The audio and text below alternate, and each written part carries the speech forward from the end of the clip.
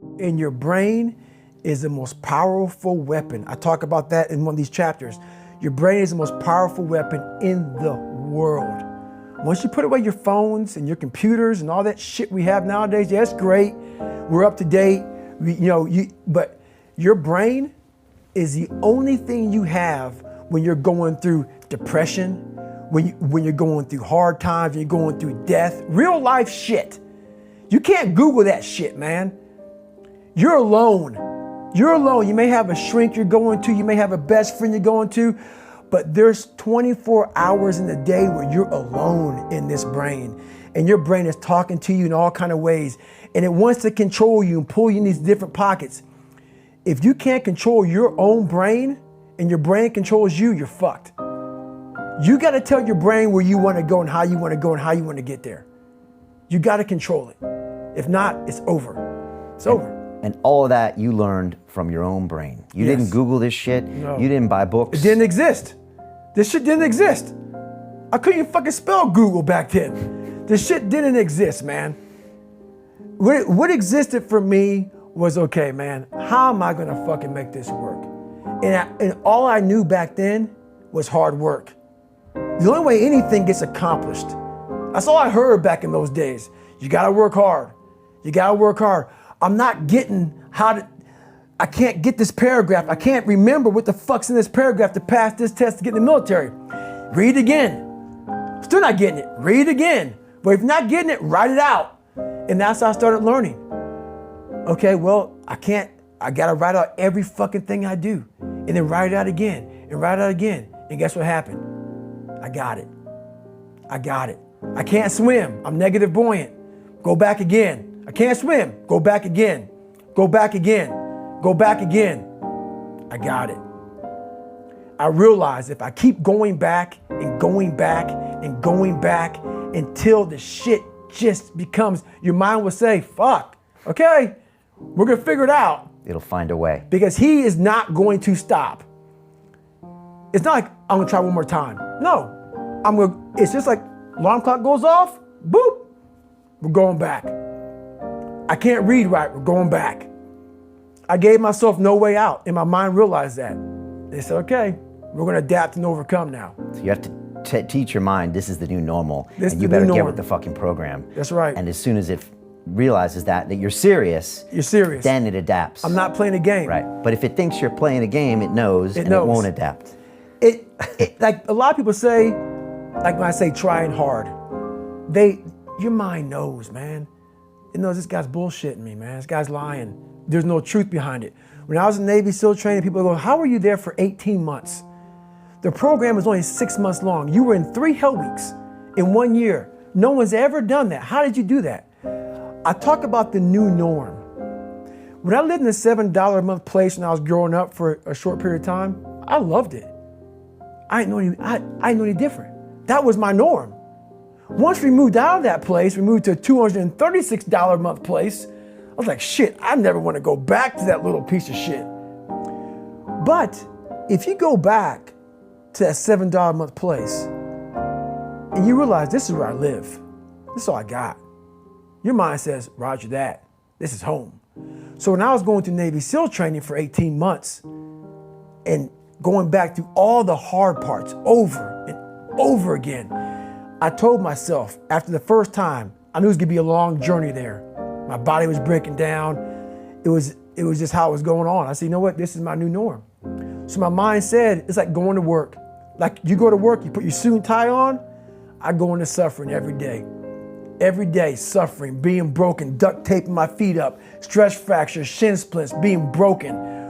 This is my new norm. And your mind says, if we're not broken, this ain't normal.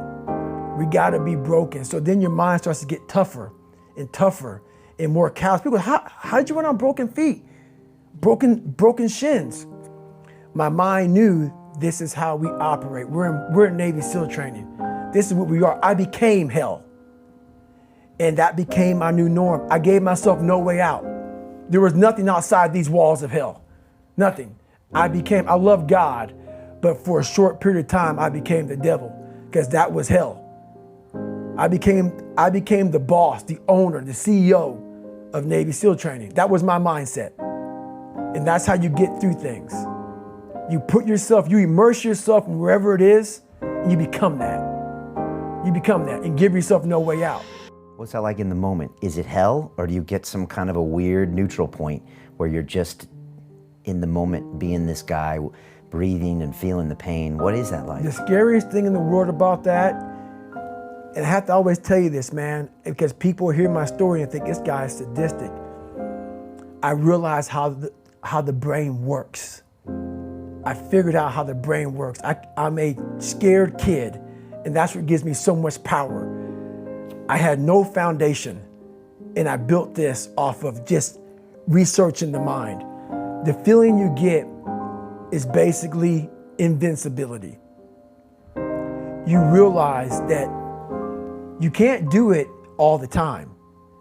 When you need to do it, I know I can go to a place that I can live in. And when you know that you can run on broken legs and you can do certain things that a lot of people can do, but they're not willing to do, this power, this sympathetic nervous system of fight or flight, and you're fighting, it gives you this charge of energy of when you're sitting there at 3:30, 4 o'clock in the morning and you're duct taping your feet up because they're broken, and you're doing it by yourself, and you're going through arguably one of the hardest training in the world.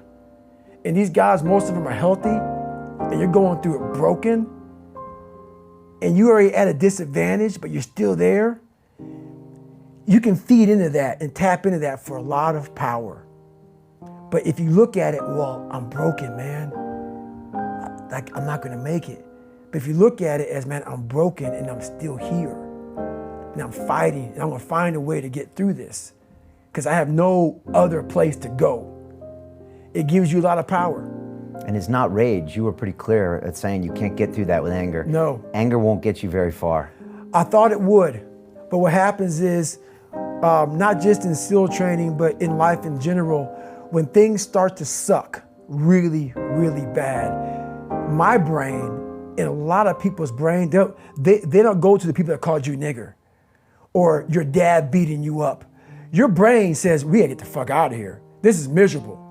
So anger goes away a lot of times when you're suffering because your brain just says, we gotta run, we gotta go.